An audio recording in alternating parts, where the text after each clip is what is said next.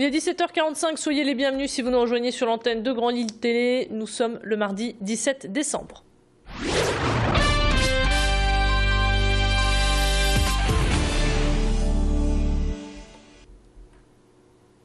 À la une de cette édition, la colère des salariés de Jean Cabi. Depuis ce matin, 4 heures, ils bloquent l'usine de Saint-André.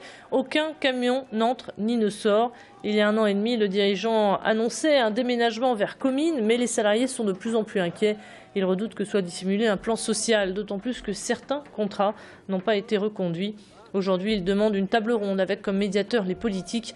Le blocage de ce matin est un avertissement fort lancé par les salariés. Depuis le début de l'année, on a perdu quasiment 40 personnes.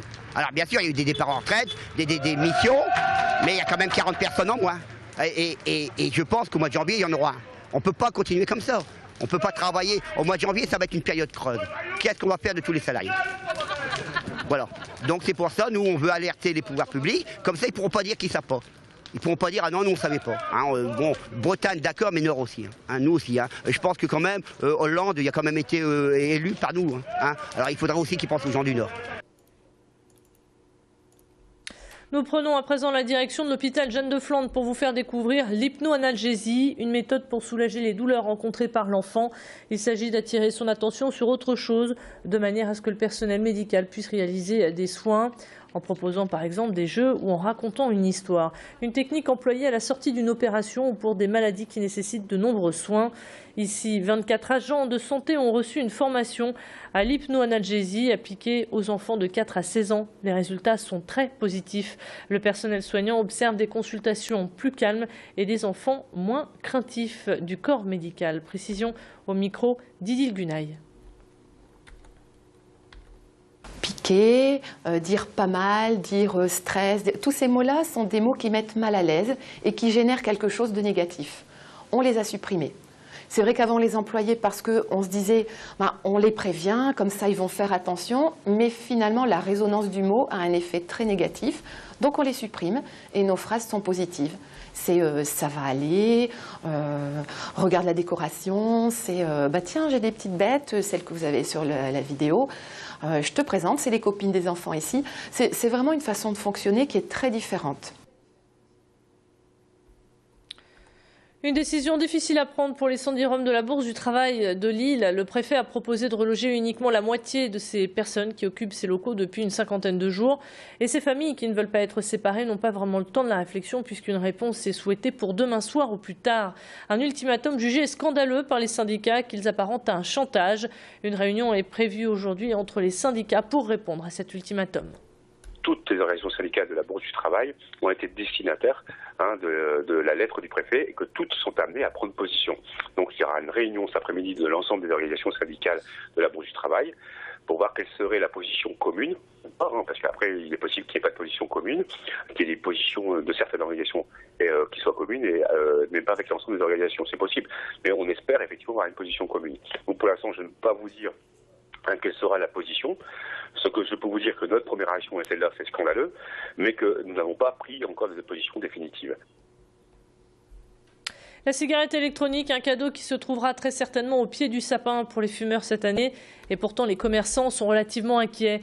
Récemment, le tribunal de commerce de Toulouse a jugé déloyale la concurrence entre buralistes et magasins d'e-commerce. Face à la baisse des ventes de tabac, les buralistes réclament le monopole de la vente de tout type de cigarettes. Si cette affaire faisait jurisprudence, de nombreux magasins spécialisés dans la cigarette électronique mettraient la clé sous la porte avec en prime des milliers d'emplois supprimés. Pour ce copropriétaire d'un magasin de cigarettes électroniques situé à Tourcoing, l'inquiétude réside plutôt à l'échelle européenne car l'Europe réfléchit actuellement à encadrer ce marché qui est en pleine expansion.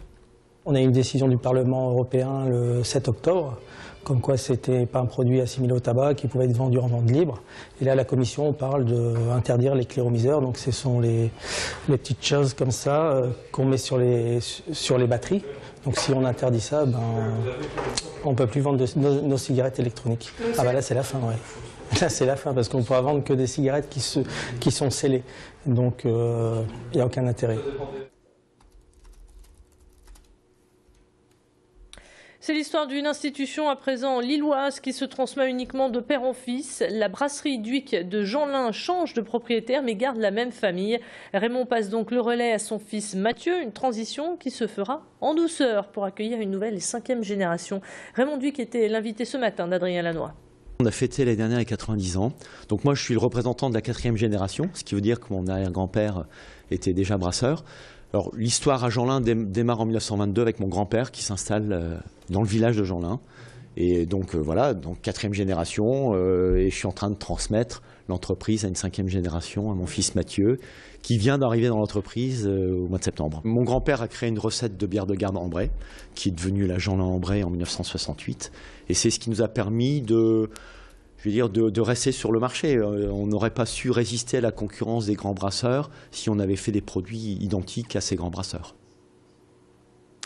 Et on termine cette édition en beauté avec ces jolies illuminations de la ville de Tourcoing. La mairie est désormais aux couleurs de Noël. Et tout autour, ainsi que dans le centre-ville, vous y croiserez également des bouquets d'abat-jour, une création des designers de Tilt. Sachez également qu'un village féerique vous attend jusqu'au 29 décembre sur le parvis Saint-Christophe. Des images signées Adélaïde Bollard. Et c'est ainsi que s'achève cette édition. Merci de l'avoir suivi. On se retrouve dans un tout petit instant pour tout savoir de la couleur du ciel. Restez avec nous, branchés sur l'actualité.